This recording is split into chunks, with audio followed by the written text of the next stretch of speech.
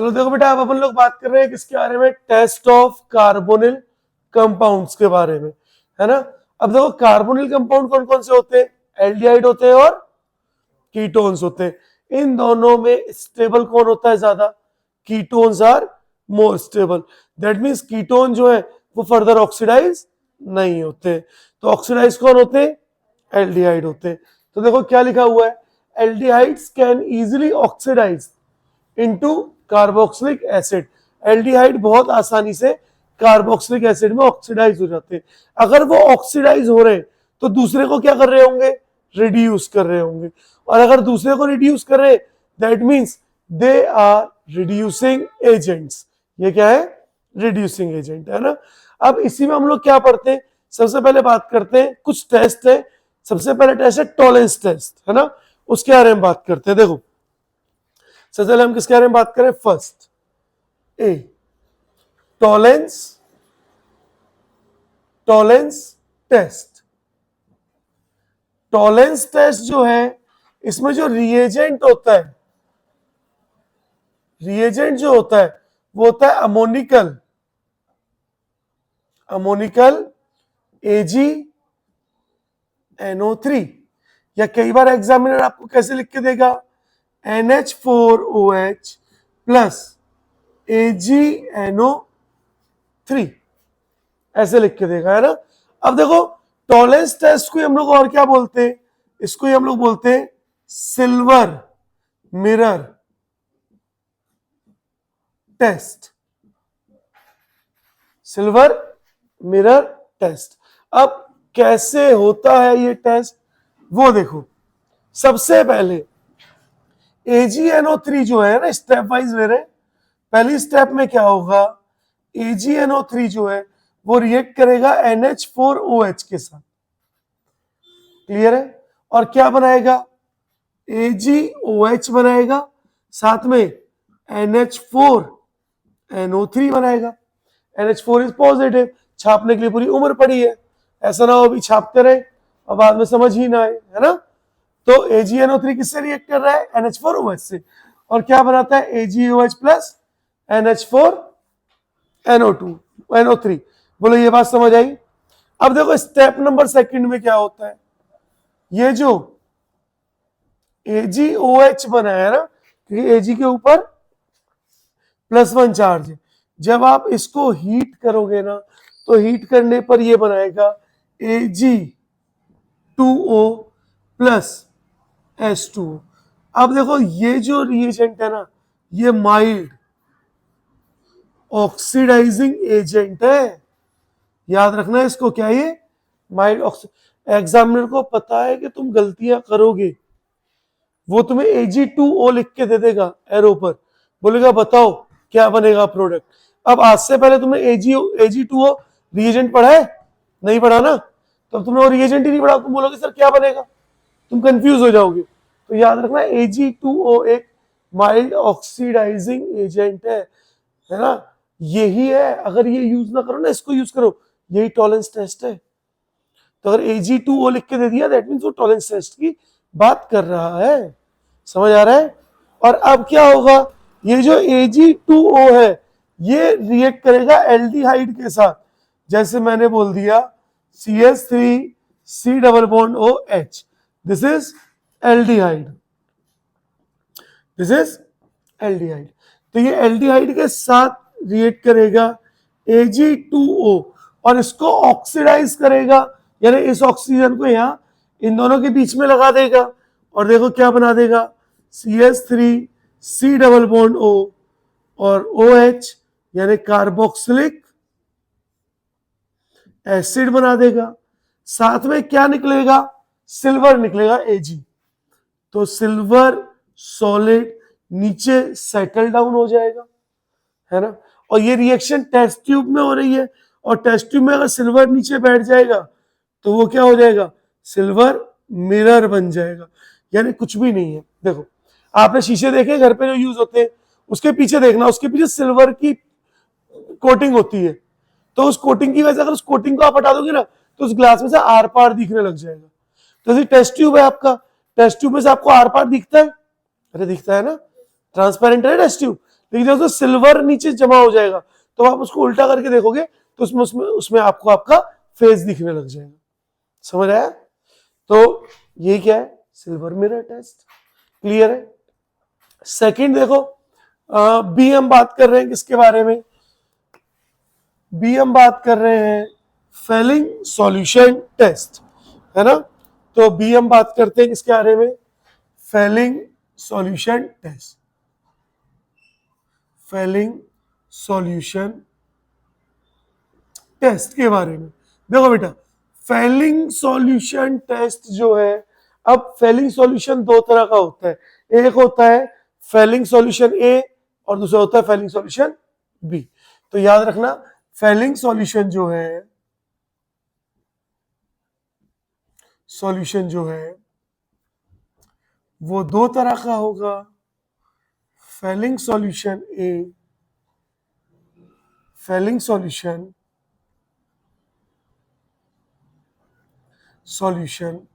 A and Fehling solution B. दो तरह के आपके सॉल्यूशन होंगे। जो फेलिंग सॉल्यूशन ए होता है ना बेटा, वो होता है एक्वस कॉपर सल्फेट। क्या होता है? एक्वस कॉपर सल्फेट होता है ना। फेलिंग सॉल्यूशन बी जो होता है ना, ये होता है आपका सोडियम पोटेशियम टार्ट्रेट। ठीक है? क्या आपने टार्ट्रिक एसिड पढ़ा है? पढ़ा है ना? टार्ट्रिक एसिड क्या होता था? COOH और OH और OH और यही तो होता था मीजो टार्ट्रिक एसिड, है ना? तो टार्ट्रिक एसिड है। अब सोडियम पोटेशियम टार्ट्रेट का मतलब क्या है? एक हाइड्रोजन को हटा के सोडियम लगा दिया और दूसरे हाइड्रोजन को हटा करके पोटेशियम लगा दिया, तो ये क्या बन गया? सोडियम पोटेशियम टार्ट्रेट बन गया। बोलो यहां तक समझ आया? अब देखो क्या होगा, जैसे ही आपका CuSO4 है ना, तो CuSO4 क्या करता है? वाटर के बेसिक मीडियम है, मतलब पानी है तो OH नेगेटिव है, और OH से रिएक्ट करके ये बना देता है CuOH का होल ट्वाइस। क्या बना देगा? CuOH का होल ट्वाइस। और अब जो CuOH का होल ट्वाइस है, जैसे ही आप इसको क्या करोगे? हीट करोगे, तो बेटा ये बना देता है CuO, कॉपर ऑक्साइड। दिख रहा है? Copper oxide.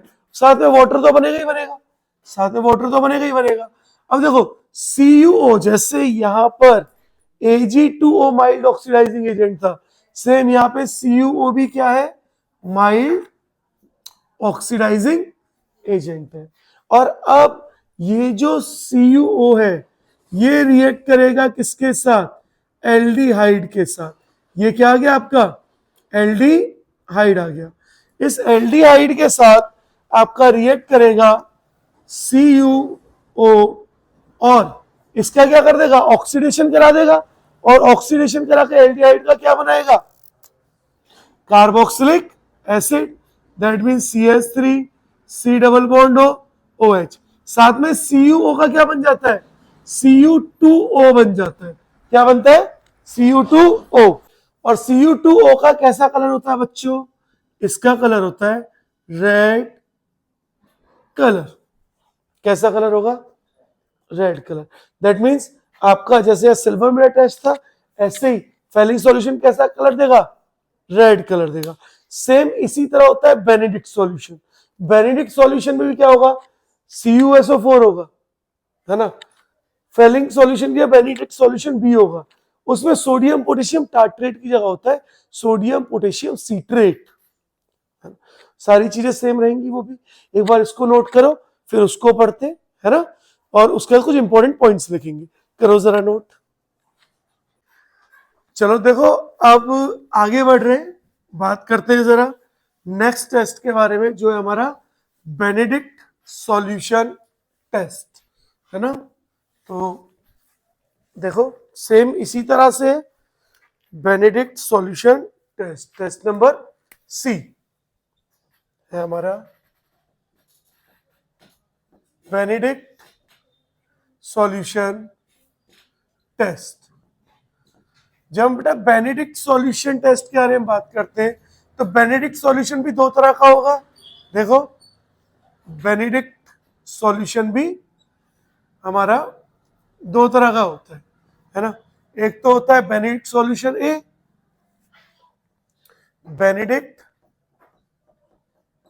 Solution A, and the second one is Benedict solution B, Benedict solution B. अब देखो जो बेनेडिक्ट सॉल्यूशन ए है ना, अगेन वो होता है CuSO4 कॉपर सल्फेट एक्वस, ठीक है। लेकिन बेनेडिक्ट सॉल्यूशन बी जो होता है ना, वो होता है सोडियम पोटेशियम सीट्रेट। सीट्रेट मतलब सिट्रिक एसिड। अब अगर आप सीट्रेट का स्ट्रक्चर बनाओगे तो आप ऐसे बना सकते हो, वैसे पूछा नहीं जाएगा, ठीक है, पूछा नहीं जाएगा, है ना। COONA और HH और OH एंड COOH और HH एंड COO के पूछा नहीं जाता है, बस मैंने बता दिया एडिशनल। सेम रिएक्शन होती है, यानी सबसे पहले CuSO4 जो है वो OH नेगेटिव के साथ रिएक्ट करके बना देता है CuOH का होल ट्वाइस, और जो CuOH का होल ट्वाइस है जब आप उसको हीट करते हो तो वो बनाता है CuO plus water, and CuO is mild oxidising agent. और अब ये रिएक्ट करेगा किसके साथ? एल्डिहाइड के साथ CuO, और क्या बना देता है? CH3 C double bond OH plus Cu2O that, और इसका कलर कैसा होता है? रेड कलर होता है। तो देखो सेम फेलिंग सॉल्यूशन की तरह है। अंतर क्या है? अंतर सिर्फ बेनेडिक्ट सॉल्यूशन बी में अंतर था, बाकी सारी चीजें एज इट इज थी। पता चला? बहुत अच्छे। चलो तो अब आगे बढ़ते हैं और बात करते हैं लास्ट टेस्ट, जिसको हम लोग क्या बोल रहे हैं? HgCl2 टेस्ट, है ना। HgCl2 टेस्ट में क्या होता है उसको देखते हैं, है ना। और उसके बाद हम कुछ इंपॉर्टेंट की पॉइंट्स लिखेंगे जो बहुत इंपॉर्टेंट है, जहां से हमसे क्वेश्चंस पूछे जाते हैं, है ना। देखो होगा क्या आपका, हम यहां लिख रहे हैं HgCl2 टेस्ट। तो देखो डी है हमारा HgCl2 test, mercury chloride test, ठीक है। अब ये मरकरिक क्लोराइड है, HgCl2 इज मरकरिक क्लोराइड, ठीक है। अब देखो HgCl2 क्या है? HgCl2 एक माइल्ड ऑक्सीडाइजिंग एजेंट है। क्या है HgCl2? एक माइल्ड ऑक्सीडाइजिंग एजेंट है। तो ऑब्वियस सी बात है, आप इसको एल्डिहाइड के साथ रिएक्ट कर रहे हो HgCl2 को, तो ये क्या बनाएगा? ये CH3 COOH यानी एसिड बना दिया, साथ में ये बनाता है Hg2Cl2 और साथ में HCl। Hg2Cl2 जो होता है ना, इसका कलर होता है ब्लैक कलर। कैसा कलर होता है? दैट मीन्स अगर आप कभी भी HgCl2 के साथ एल्डिहाइड को रिएक्ट कराओगे तो वो ब्लैक कलर शो करेगा, जबकि फेलिंग सॉल्यूशन कैसा कलर शो कर रहा था? रेड। बेनेडिक्ट कैसा कर रहा था? रेड। और AgNO3 सिल्वर मिरर टेस्ट कर रहा था, याद है। अब देखो सुनो कुछ की पॉइंट्स जो इंपॉर्टेंट है, जो अपने को याद रखने हैं, है ना। देखो बेंजल्डिहाइड, नोट में लिख रहा हूं, बेंजल्डिहाइड, बेंजल्डिहाइड का स्ट्रक्चर पता है ना, रिंग के ऊपर CHO, ये एक एल्डिहाइड है ना, है ना। Not reduce Fehling solution and Benedict solution. तो not reduce Fehling solution and benzaldehyde एक एल्डिहाइड है। और देखो हम ये जितने भी हमने टेस्ट पढ़े किसके लिए पढ़े, एल्डिहाइड के लिए। ये सब किसको रिड्यूस करते हैं, एल्डिहाइड को। इनमें से कोई भी कीटोन को रिड्यूस नहीं करता है। कीटोन को सिर्फ कौन रिड्यूस करेगा, 2,4-DNP टेस्ट करेगा। ठीक है, अब पहले देखो आगे बढ़ने से पहले एक चीज देखो, benzaldehyde not reduce by Fehling solution and Benedict solution, है ना। दूसरा point, benzaldehyde reduced by Tollens test and HgCl2 test। Tollens reagent benzaldehyde को रिड्यूस कर सकता है, लेकिन फेलिंग सॉल्यूशन और बेनेडिक्ट सॉल्यूशन नहीं करते।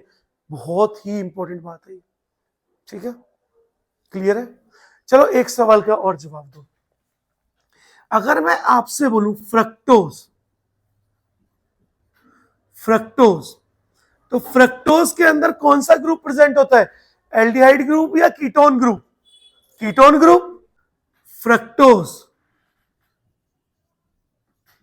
is reduced by Fehling solution, fructose Fehling solution से रिड्यूस होता है। टॉलेंस रिएजेंट से भी